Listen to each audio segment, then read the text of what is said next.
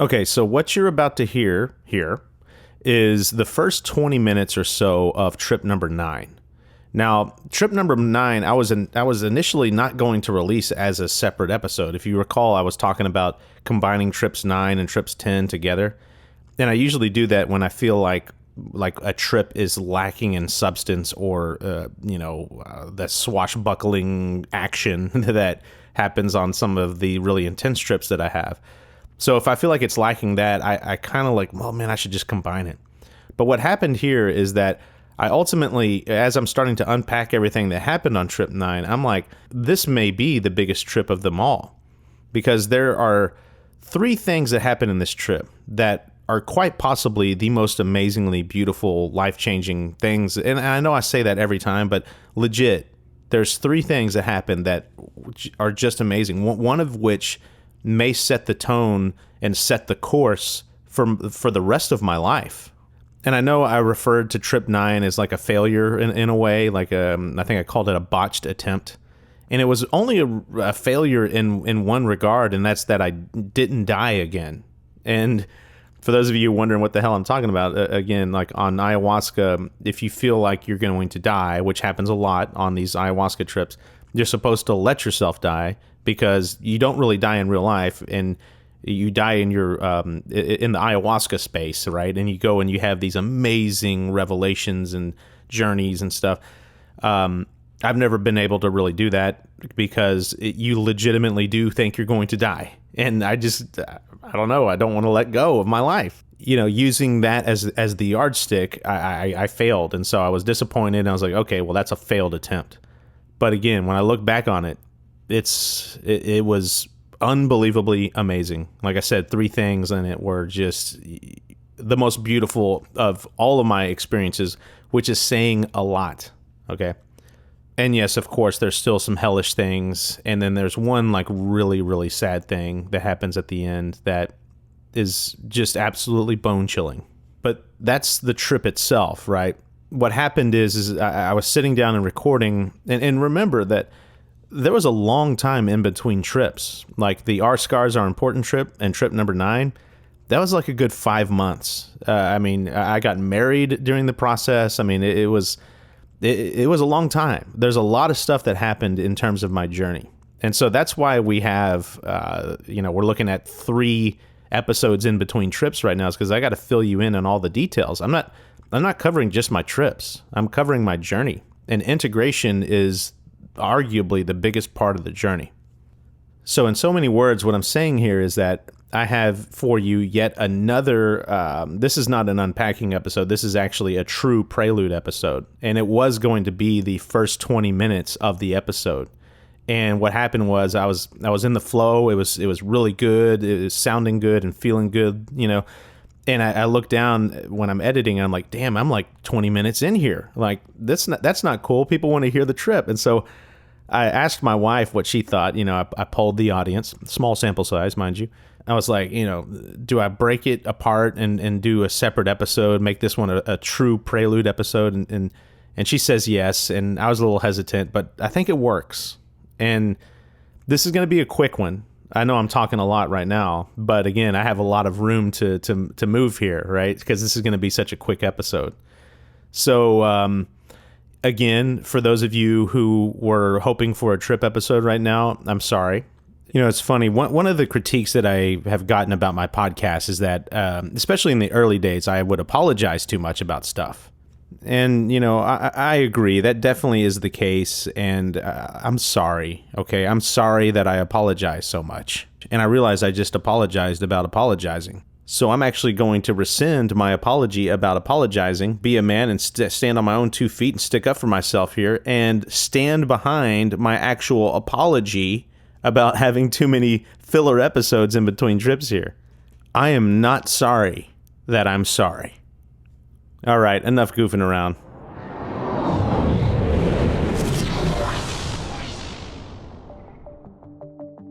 Aquarius. Hello, my darlings. Okay, so why are we listening to another one of these excerpts from one of these tarot card videos? Here to give you your reading. Well, there's a good reason, and you'll hear that in a second. Readings are timeless. And a little backstory as to why I was listening to this video in the first place. I was given signs that I have one last chance to quit my job and start a new path in life. But my job pays very well, and I have no idea what my new path is. So I'm terrified.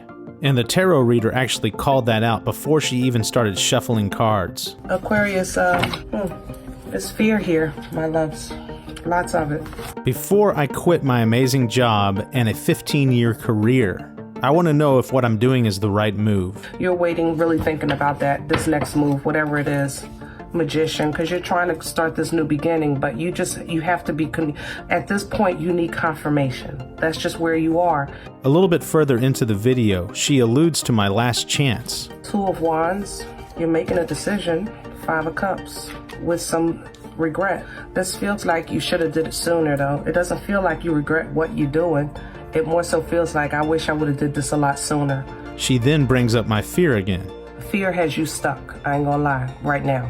It's just like the fear of failure, the fear of it's not gonna work, the fear of, I don't know, I'm not gonna live. I mean, it's deep here. And about 10 seconds after that is when it happens. And if you paid any attention to the last episode, you will hear it happen. It's almost as if you're waiting for either confirmation, validation, I don't know, Jesus to knock on the door and say, Aquarius, it's cool, go ahead, you know?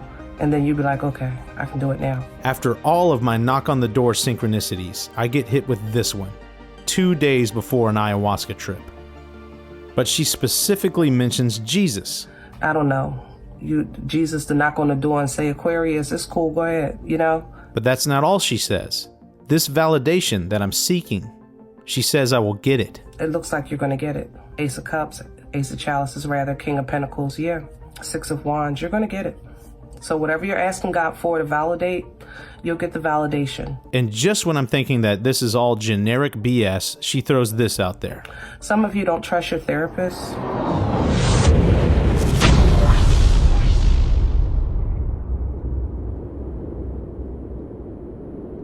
Y'all, the Friday before that, I had my first session with a new therapist.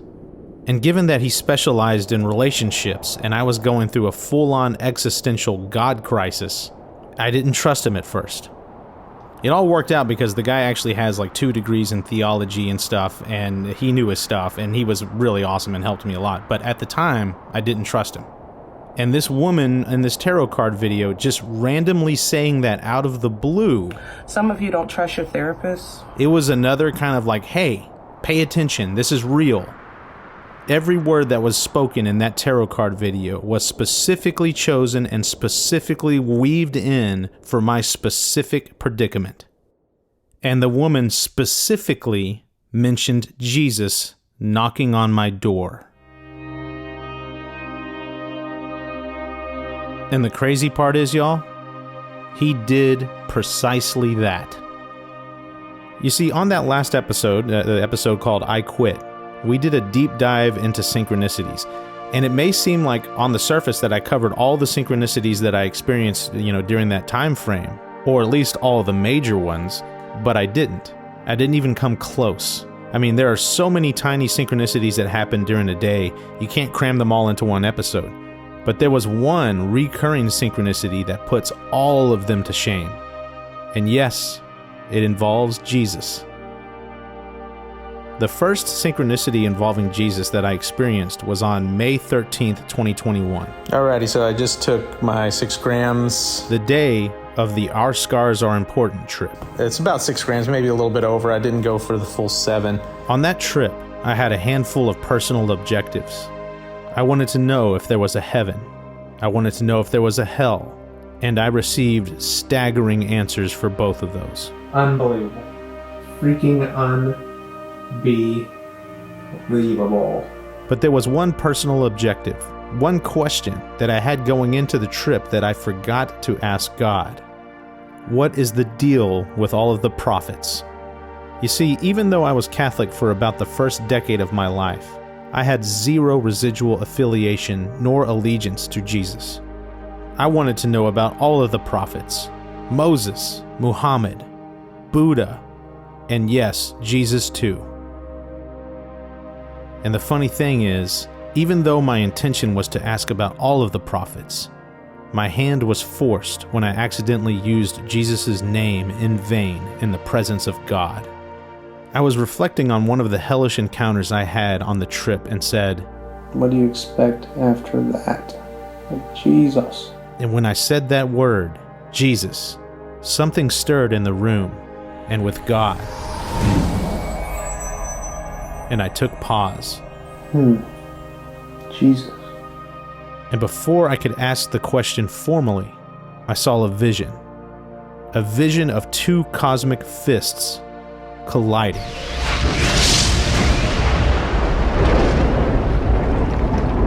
One fist from above, the other from below, and meeting on the horizon.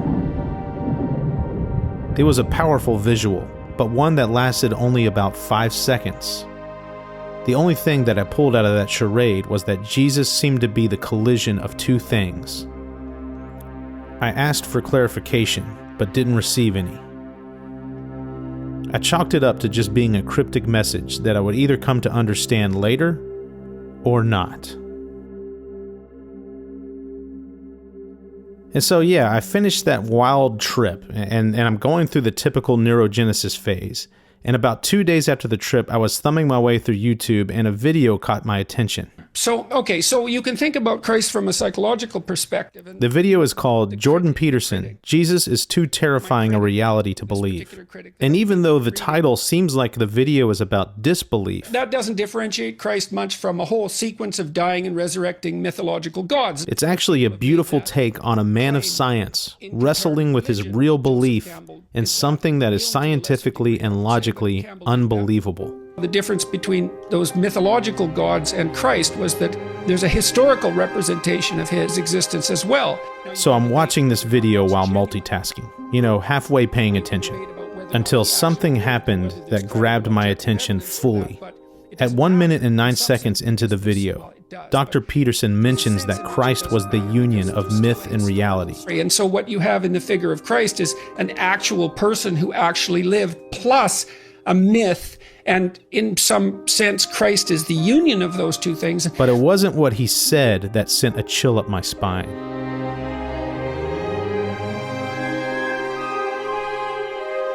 It's what he did, what he gestured.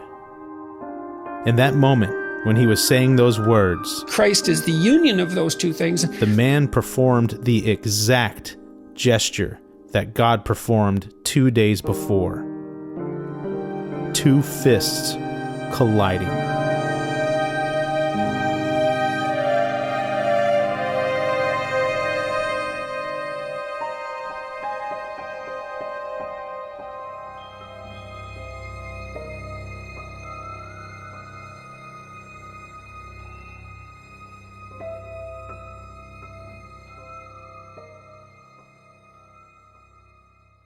But as amazing as that was, it still wasn't enough for me.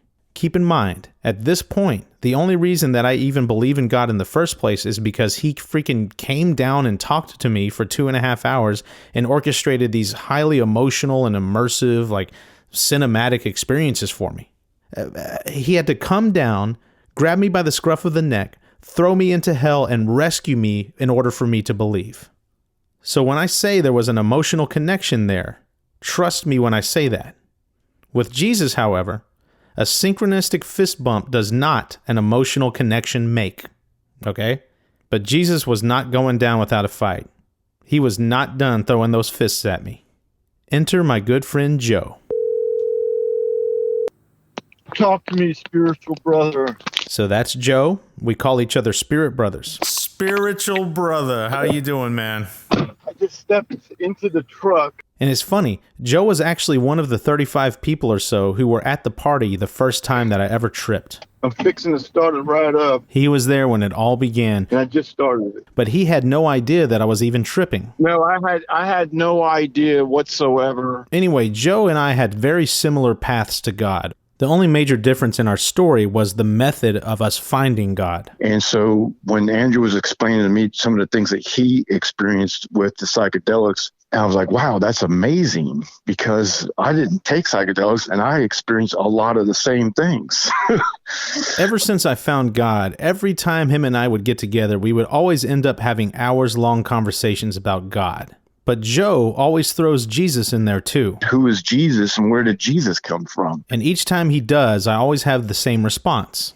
I realize that Jesus very well could be the gap between the infinite, which is God, and the finite, which is man. But I'm just not ready. And the funny thing is, we had that same discussion twice, and both times we bore witness to a miracle. The first sign of the cross was in New Orleans. We're in New Orleans and we're outside one of your favorite bars. What's that place called again? They call it the Chart Room, best bar in America. So we're drinking, we're having a good time, and Joe and I, like always, kind of gravitate towards each other, and we start talking. Me and you were talking, and we were talking about God. So we're standing right outside the bar, and there's like this light post by my head. It's like a light fixture right outside the bar, kind of attached to the wall. And you're telling me about your struggles with God and the things that just ain't connecting. I couldn't figure out how to bridge the gap between me and the infinite. You know, you were having some frustrations about that.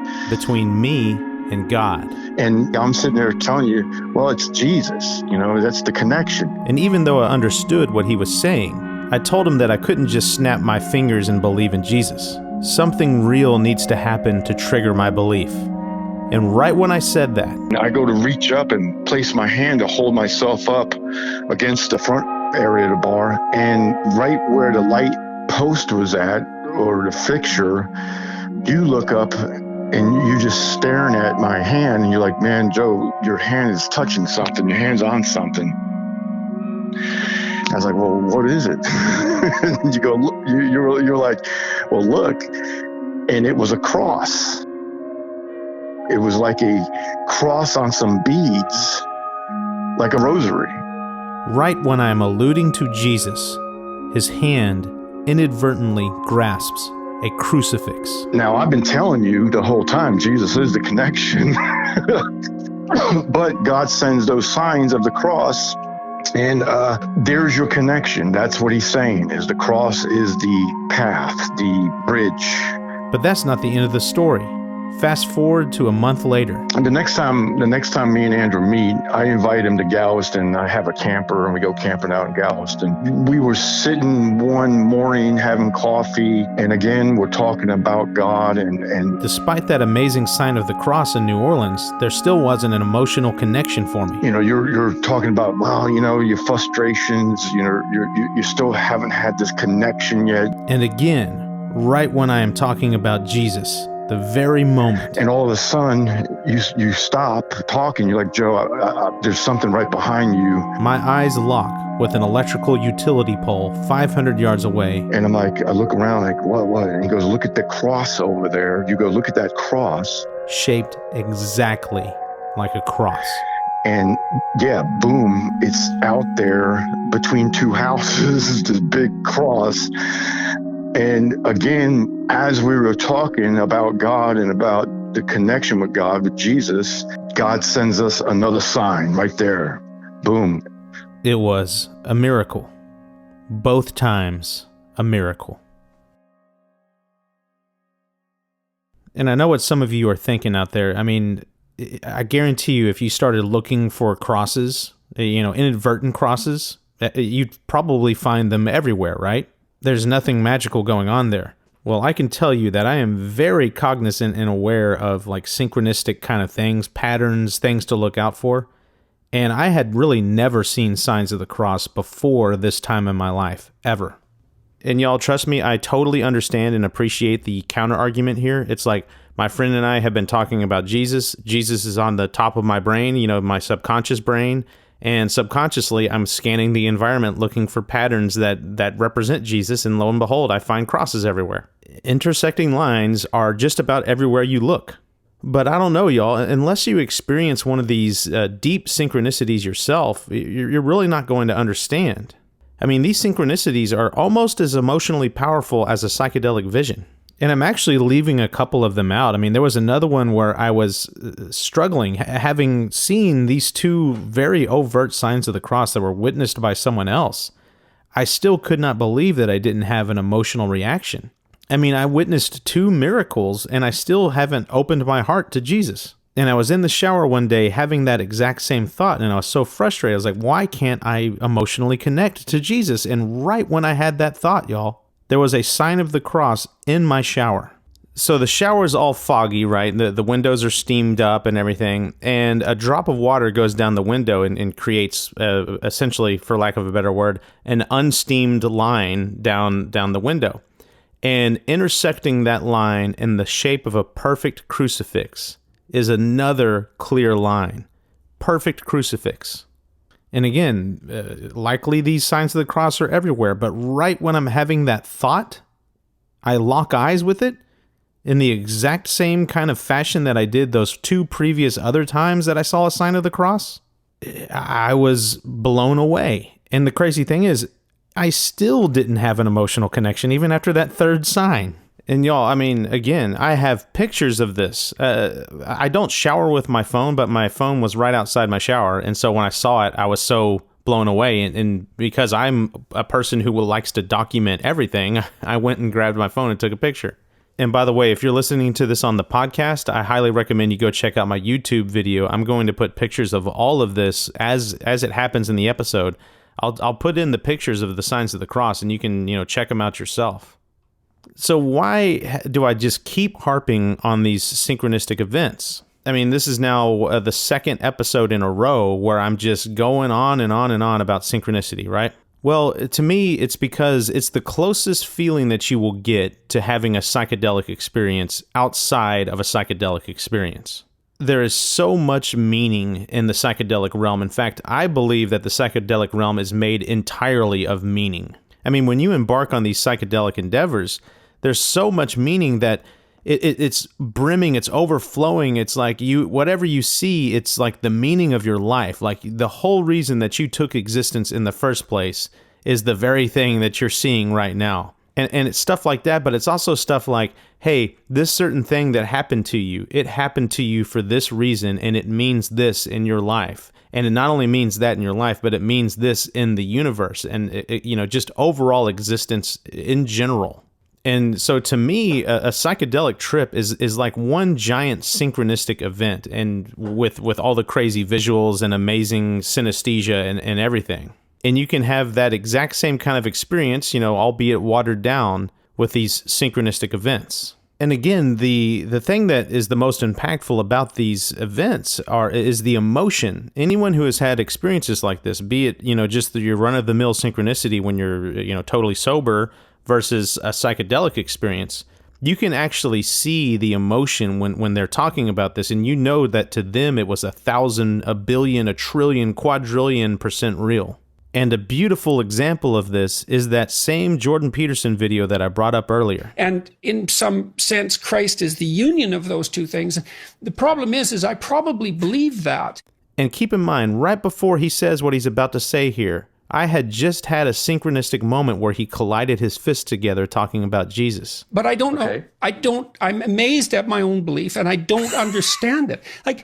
Because I've seen...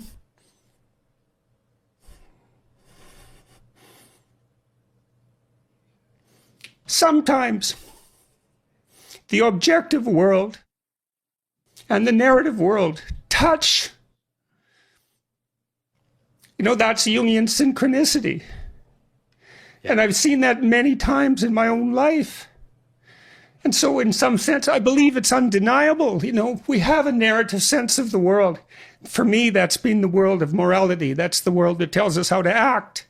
It's real. We treat it like it's real. It's not the objective world.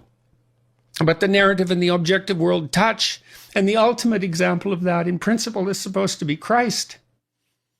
But I don't know that seems to me oddly plausible. Yeah. But I still don't know what to make of it. Partly because it's too terrifying a reality to fully believe. I don't even know what would happen to you if you fully believed it. I mean, we're talking about Jesus, there's a synchronistic fist bump, and then the man actually mentions synchronicity. That's Jungian synchronicity. And by the way, if all of those overlapping synchronicities weren't enough for you, when he's done with that sentence, Christ is the union of those two things. Christ is the union of those two things. The time on the clock reads exactly 1 minute and 11 seconds. And I will admit that one right there might be a little bit of a leap, y'all. But the man is talking about synchronicities. And I'm having a synchronicity while that's going on. And the man is talking about Jesus. Jesus is part of my synchronicity. And then he mentions synchronicity. And then you get 111. Guys, if you don't think something is going on there, I don't know what to tell you. And sure, I may not be the smartest man alive, and I'm not seeing like some obvious clues or hints here that it's not really what I think it is, but friggin' Jordan Peterson, y'all, is a PhD psychologist. I mean, the dude studied cognitive psychology, and of course clinical psychology and all this stuff too, but he is extremely versed on the science behind all this stuff, y'all. Extremely. The man was a puddle of goo mentioning synchronicity and Jesus Christ. And please don't take this as an assault on you, the listener. I'm really kind of harping on my old self here. This is me talking to the old Andrew right now. There are things that are magical that happen that you can't explain through science. It's like you can and you can't. It ultimately boils down to this. Right after my bachelor party, when I had that emotional breakdown and that severe depression, I was talking to actually the guy who interviews me a lot for these trip episodes. I was talking to him, and he actually wasn't there for that incident. He left a little early, but I was talking to him afterwards. He's like, "Oh man, that's crazy." I'm like, "Yeah, I know, dude. Like, I don't know how to explain to people what I experienced, and I'm over there just a wreck." And he said something I'll never forget. He says, "Hey, if someone came up to you and said, 'I don't believe that you love your mother,' and you get all upset because you really do love your mother, right? And now you're like, 'Well, yes, I do.' And he's like, 'No, I don't believe you.' And then you're like, 'Yeah, I can prove it.' How do you prove it, y'all? Any quote unquote evidence that you wheel out of like, 'Well, I did this. I was there for her when this happened, and I did this, that, and the other person can be like, 'Okay, well, you pretended to love her in that moment because you recognize the benefit of having a mother who supports you, and you were just pretending.' How do you convey how you experience love without the other person experiencing how you experienced it? It's impossible.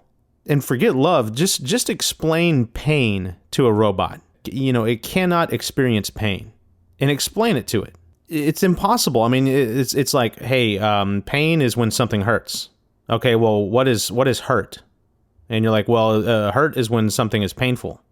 Okay, well, what is pain? And then you start throwing out these ridiculous adjectives like, oh, it's like this sharp kind of like needle, like kind of like, and the robot's like sharp, like you like it can cut paper. And you're like, no, not literally sharp. It's just like, it feels sharp. And it's like, well, what is feel? Like, what are you talking? You can keep going on and on and on here, and you will never be, that there is no way at all that you can ever describe adequately what pain is. You have to feel it yourself to understand. And that's where we are with this journey right now, y'all. My psychedelic experiences showed me certain things, and my synchronistic experiences afterwards validated, reinforced, and kind of strengthened this overall conviction. But it also started hinting towards new paths. And in my case, this path went from being just a regular road, kind of, dirt. It was like a dirt road at first, and then it turned into like a highway, and then it became a bridge. And to see where that bridge leads, you're going to have to tune in to the next episode. The next episode is the trip episode. And again, I've been working on it. So we're very close. I'm not going to make you wait a month or something like that. I'm guessing like a couple weeks from now. And again, 3 things happen on this trip that are game changers, just amazing. One of which is, man, you talk about synchronicity. This is like, I can't, amazing, like freaking amazing, unbelievable. Oh, wow. Times a billion. I have pictures too for that one. Don't worry. I have video also, like actual real video with one of my really good cameras too. So, yeah, let's strap in and let's continue on with Trip 9. Like I said, it's going to be maybe a week or two, something like that. Anyways, I love you all. Thanks for putting up with another in-between episode, like a filler episode between trips. Hopefully you don't think this is a filler, because to me, it sure as heck is not. I mean, y'all, all this stuff, I wouldn't be wheeling it out to you if I didn't think that it was important and you know, germane and pertinent to my journey as a whole. Okay, this is my journey through the Pantheos, not just my trips through the Pantheos. So I want to thank you all for being awesome journeymen and journeywomen. Much love and respect. Keep commenting on my YouTube channel and stuff like that. Please leave reviews on my podcast. Every word helps, y'all. Even if you want to throw negativity at me, you know, whatever. I need the input and stuff like that. But of course, the praise, I just love it. There's some of you out there that I've really connected with in the comments section on my YouTube channel, and your comments enrich my life, like big time. We are all in this together, y'all. Do not think of me as some enlightened person. I am far from that. I am. Every freaking day is a struggle, y'all. Every day, and we need a team. Okay. And I just love that my experiences and the messages that I've gotten out of these experiences and that I've shared with y'all, I'm so thrilled that it resonates with y'all. Like, it really enriches my life and makes me happy, makes me want to keep going, you know? And so, again, I love you all. And we will talk again very shortly because, again, these next two trips are the pinnacle. I mean, there's nothing further beyond what I experienced on these next two trips that I can even conceive of. I can't even finish that sentence. I'm rambling here, y'all. Thank you so much. See you soon. Bye-bye.